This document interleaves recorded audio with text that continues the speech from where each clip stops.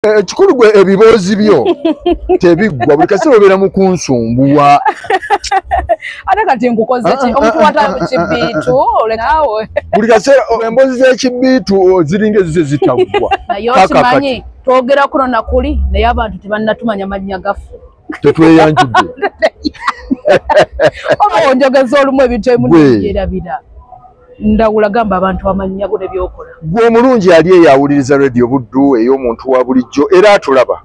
Yenze muzzukulu wa Nviiri Ndawula Albert omusajja ffumu lya mu nsonda eritwogera nsolo zerise omuti gw'ensonzi okutungwa enkulu n'ento.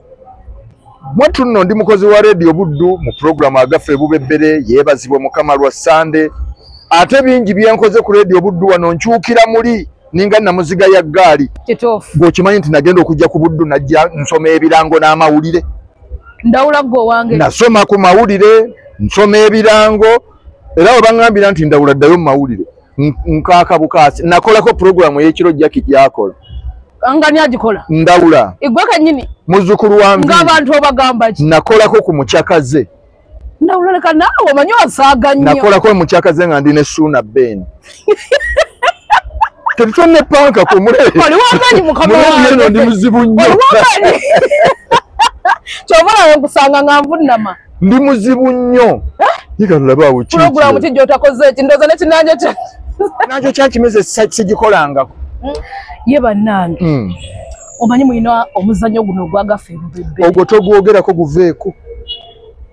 Ogwo maanyi. N'alabye ebintu abantu bye basinga okwagala by the way. Ogwo omuzannyo gwenkana ne leediyo eno obukulu. Kubeera osiŋŋaana n'abantu nga bagamba nzijjukira edda nga nkyali mwana muto. Ng'akugamba nti nga nkyali mwana muto nga ebireevu bimutuukumye emba. Nga musajja mukulu. Ate naye mwatandise okuteekako abantu ku YouTube. Kaakati gw'ayagala okulaba agaffe ebubebbere mu vidiyo ku YouTube. Oteekamu buteesi Radio Buddu agaffe ebubebbere. Ojja kubanga otufuna. Era vidiyo gy'onoosooka okuggulawo bw'ogikeberako wansi wano waliwo akagambo kagamba nti other videos bw'okakiriikingako bw'oti kajja kukuleetera vidiyo zonna ze tutaddeyo. Obeere ng'ozinyumirwa. Twagenza okulaba nga gulina ekibulamu ng'abantu bawulirizza nnyo audio ono. Nga batubanja bo babadde batubanja nnyo TV. Ne tugamba nga dokita bw'akyalowooza ku bya TV. Ffe katugubatere ku YouTube. Batandika okugulaba. Mutandika okugulaba. Era kati kwe guli ku YouTube twatandise okupostingayo omuntu abeera agwagadde ogenda ku YouTube n'ogulaba. No likinga, no sharinga, subscribe. Ate netwongera okubeera nga guta. Ayagala okuyingiza mu by'okuzannya naye nga. Ndi muzannyi mulungi. Tabukikwaganyako na birowoozo. Sports gwosobola. Sports awo. Bisokoleke. Department ogisanga otya okubeera nti ogirimu nga omukazi wekka mu sseddume ezo.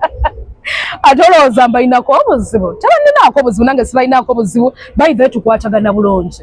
Omanyi wabeera n'abantu nga mukwatagana bulungi nabo. Buli kimu kiba kitambula bulungi. Tobatya. Badde ngenda gamba nti ogera kuŋŋamba nti bo tebantya. Siriko magwa. Naye nga wobeera n'abantu nga mukola ekintu nga kye kimu. By the way me I feel it and by the way mpulya nga ndi mpulya nga nfuna n'amaanyi nga nkola n'abantu. Oli muziseddume. Bw'otyo kyobaza okubeera ng'otudde nga mukola omupiira nga tamukedde ali wano nga matovu ali wano oyinza okutya Ndawula nga ayitawo. Naye kyo ekya sports nammwe mwakinyweza. Abantu batwagala nno. Bawuliriza omupiira. Era nadde mpita ayitakawo ku social media ez'enjawulo by the way netakolayo ne ku bukilipu. Era twebaza abantu abo bambi abawuliriza omupiira n'otakuma muguwuliriza n'okwata ne buvidiyo n'ojja mu bu audio bwonna n'obupostinga ne weeyongera okubeera ng'obutambuza. Bannange mwebale. Ate mwebale okwagala Radio Buddu. Omanyi okwagala ekintu tekiba kyangu. Mulimu abantu ne baagala ekintu naye nga tekimuli ku mutima. Naye tulina okukkiriza nti abawuliriza Buddu bajagala ku mutima. Nnyo. Tubeebala. Ate amaanyi ge tulina mmwe mugatuwa. Omanyi ffe mu radio amaanyi ga radio gava mu bawuliriza. Bwe baba tebakuwuliriza toba n'amaanyi. Yadde. Naye bw'oba n'abawuliriza oba w'amaanyi mwebale tufuula kino kye tuli. tubasaba obutassa mukono musigale nga mutuwuliriza ate naffe situgenda kutuuza bwongo tugenda kusigala nga tuyiiya ebinyuma ebigenda okubanyumira ate mwongerere ddala otuwuliriza ebbanga lyonna.